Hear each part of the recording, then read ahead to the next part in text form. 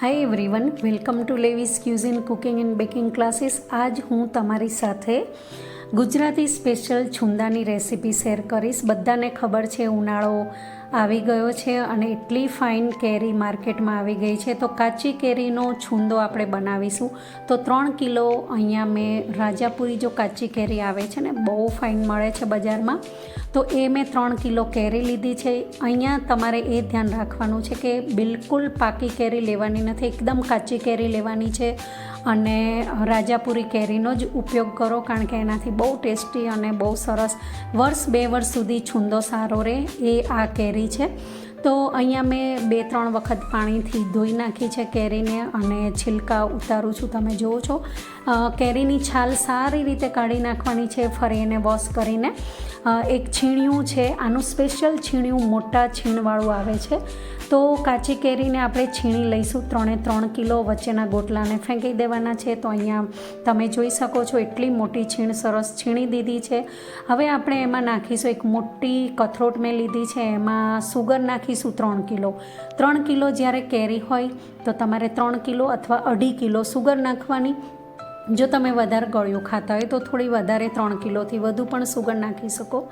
અહીંયા મેં exact 3 kilo કેરી સામે 3 કિલો સુગર લીધી છે. સુગર એકદમ બેસ્ટ ક્વોલિટીની, એટલે કે મધુરની સુગર બહુ જ ફાઇન આવે છે, એકદમ વ્હાઈટ. તો સુગરની સાથે આ જે છીણ મેં બનાવ્યું છે એ સારી રીતે હાથથી મિક્સ કરી લેવાનું છે.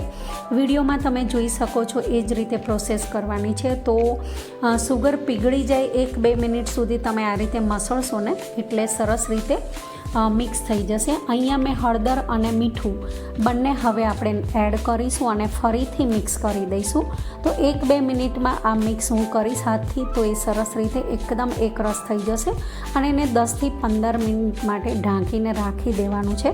ઢાંકીને રાખવાથી શું થાય છે, તમે જોઈ શકો છો કે સુગરનું પાણી નીકળ્યું છે. સુગર અને જે આપણી છીણ હતી કેરીની અને મીઠું અને હળદર નાખ્યું, તો આ છીણ આટલું સરસ પાણી વળી જશે. તો આ પાણીને આપણે ફેંકવાનું નથી. 10-15 મિનિટ માટે ઢાંકીને રાખવાનું. પછી એક મોટી કઢાઈ અથવા તપેલું સ્ટીલનું હોય એ તમારે લઈ લેવાનું છે. અહીંયા મેં સ્ટીલની જાડી કઢાઈ 2 લીધી છે, કારણ કે સ્ટીલનું તપેલું મારી પાસે નહોતું કે જેમાં 6 કિલો સમાઈ જાય. તો અહીંયા મેં સ્ટીલની 2 કઢાઈ લીધી છે. બંને કઢાઈમાં હાફ મેં જે છીણ હતું એ નાખી દીધું છે અને પાણી સાથે જ નાખવાનું છે. મતલબ જે પાણી વળ્યું હતું ને સુગરનું એની સાથે જ, અને મીડિયમ ટુ સ્લો ફ્લેમ પર તમારે એને બંને સાઈડ એકદમ સ્પેચ્યુલાથી નોનસ્ટોપ હલાવતું જવાનું છે. તમે આ પ્રોસેસ જ્યારે કરશો ત્યારે તમારે કિચનને છોડીને જવાનું નથી, મતલબ બીજા કોઈ કામ કરવાના નથી. બંને કઢાઈ જે છે હું એકલા હાથે હેન્ડલ કરી રહી છું. સ્લો ગેસ ઉપર મેં ઓછામાં ઓછું 20થી 25 મિનિટ લાગશે તમને ધીમા ગેસ ઉપર. અને લાઈક હની જેવું થશે અથવા તો એક તારની ચાસણી જેવું થાય ત્યાં સુધી તમારે આને હલાવતા રહેવાનું છે અને કશું જ કરવાનું નથી, ત્યાં જ રહેવાનું છે. હવે એ જ કઢાઈમાં જો તમે જોઈ શકો છો કલર કેવો ચેન્જ થઈ ગયો છે. તો એક તારની ચાસણી મેં જોઈ લીધું. એક પ્લેટમાં ડ્રોપ્સ નાખવાનું, થોડું ઠંડુ થાય એટલે હાથમાં 2 આંગળી વચ્ચે રાખશો એટલે એક તારની ચાસણી જેવું થઈ જશે. હવે આને 10થી 15 મિનિટ ઠંડુ કરવાનું છે. ઠંડુ થઈ જાય પછી એમાં આપણે જે મરચાં આવે, સૂકા મરચાં 5થી 6 સૂકા મરચાં નાખ્યા છે.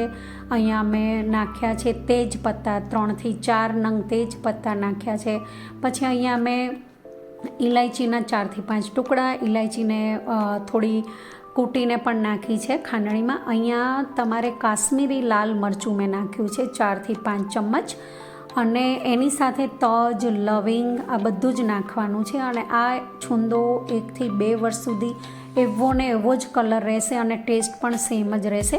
તો આ મિક્સચર ગરમ હોય ત્યારે નથી નાખવાનું. 10-15 મિનિટ ઠંડુ થયા પછી જ આ ડ્રાય ઇન્ગ્રીડિયન્ટ્સ નાખવાના. ફોટો તમે જોઈ શકો છો, મેં ઇન્ગ્રીડિયન્ટ્સ આપ્યા છે તમને. તો આ તમારી ઈચ્છા મુજબ વધુ ઓછું. અને અહીંયા તજની લાકડીઓ આવે છે ને એ મેં નાખી છે 3થી 4, તો એનાથી સ્મેલ બહુ જ ફાઇન આવે છે.